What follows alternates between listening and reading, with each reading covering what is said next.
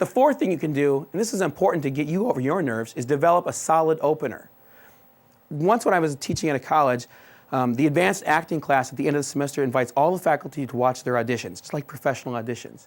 And we sat through we had 23 to get through that day. And number 21 is called. Her name was like Mary Jones or something like that. The director called Mary Jones. No one came on stage. 20-some faculty in the audience watching, all writing critiques. Mary Jones. No Mary Jones. We think maybe she dropped or something. Like their whole grade's dependent on this, right? So the director goes, last call for Mary Jones. And we hear this noise like thump, thump, thump, thump. It's like, what's going on? Did something break? This girl comes from the wings doing 21 backflips. Boom, boom, boom, boom, boom, boom, bam. She said, Mary Jones, I'm reading for the part of blah, blah, blah. And she went on. I don't remember what she read that day, but I certainly remember her name and the fact that she came bounding through the side. That made it easy to remember the speech, and she certainly caught my attention. And it got her over her nerves because she knew we were paying attention to her. Now, Amanda, in my class, doesn't do backflips when she gives her speech, but she gives a lot of good reasons to listen. Let's see if you can see. According to Zagat Survey's most recent figures, Houstonians eat out an average of 4.9 times per week. People of all ages go out for breakfast, lunch, dinner, and even dessert.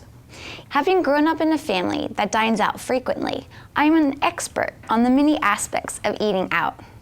There are many benefits of going out to a restaurant. Eating out is convenient, it can be educational, and it serves as a social activity catering towards the interests of various groups. Let's begin by looking at the convenience of eating out. Did you hear that preview? She gives you 3 specific reasons to listen to her. And then in her speech, she goes on to give personal examples along with evidence to back up what she's saying, making it interesting the whole way through, helping her make it easier for her first assignment. Okay, so the last thing I want you to remember is that your first assignment is a baseline or a diagnostic tool for you and your teacher. It's a way for you to start somewhere to see what you need to work on, but also to see what you do well already. Okay, so you've accepted that this is your first assignment, right? That's great. You need to think of it kind of like a recipe in cooking. And you're going, oh, wait, cooking class? What's up with this? No. It's the same way though. Let's say I gave you a recipe for a great Italian meal, and you go, oh, I gotta try this. You're not gonna try it out on your entire family. You're gonna make it at home, you're gonna taste it, and you're gonna go, Dan, this is good, but it's way too salty. So the next time you make it no salt, maybe add some more oregano, a little bit of Parmesan, and put some spinach in, because I don't eat that myself, but maybe you do, right?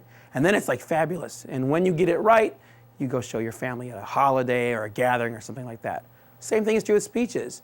You don't start by talking to your entire campus, you start in class practicing. All that practice makes you better. So one thing you might want to do, or your teacher might have you do, is videotape your speech. Don't freak out the first time you see yourself on videotape. And please don't go screaming from the room, I can't believe I sound like that. You really do. And it's okay. But use that as a tool. And what's really cool is if you can compare that to the next speech and the next speech and maybe your last speech to see how far you've grown in the course of a semester. That's what's neat. Because every step along the way makes you better in the long run. And remember, don't look back. This is your first assignment in this class, which you took to get better at public speaking. And every speech you get is going to get better for the rest of your life. So when you make a mistake, that's okay. Just try not to make that mistake again. You're going to be great. Okay, so remember, this is not your first speech. You've been speaking for a long time. The audience wants you to get better at what you're doing. Use affirmation statements. I know they're corny, but use them. Develop a solid opener. And remember, this is a starting point, a baseline, and you're always going to get better. You are ready to give that speech. So I say to you this, go get them, Tiger. Let's see how they like what you're doing. Now let's turn to these students and see how they reacted after they gave their first speech. I tried to be as calm as possible, and when I stood there, I looked at the audience and I thought, this is what I want to tell them, I'm well prepared, everything is going to be okay. And it turned out to be great. After the first 30 seconds, I made a joke, which was, within the script, and everybody laughed. So that helped me, know that I was coming across as interesting and they were understanding me, and that was good. I had the audience on my pocket, and that was very important. So the rest of the speech flew, pretty much easier. So the most difficult part was the first 5 seconds. After that, I knew I could do it, and it turned out to be pretty good. And people afterwards said, well, thank you for your words, and that was funny, or that was interesting.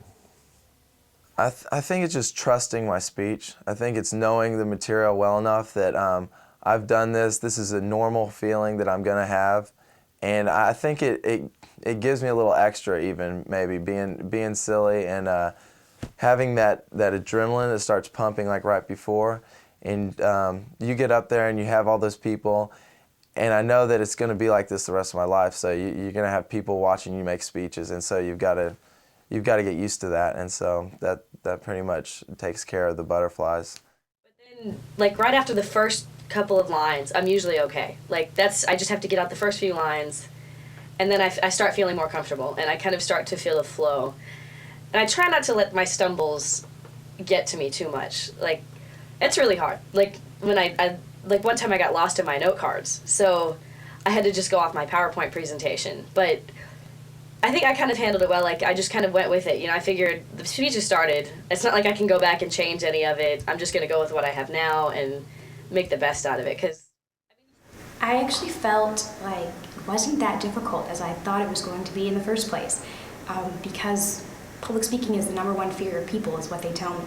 And apparently, once you just get up there and actually do it and realize that people aren't these big, scary individuals, it's quite, you feel quite comfortable with it, and you feel comfortable talking in front of people as well, and realize it's not something for people far off to do or officials to do, but just for common people like us.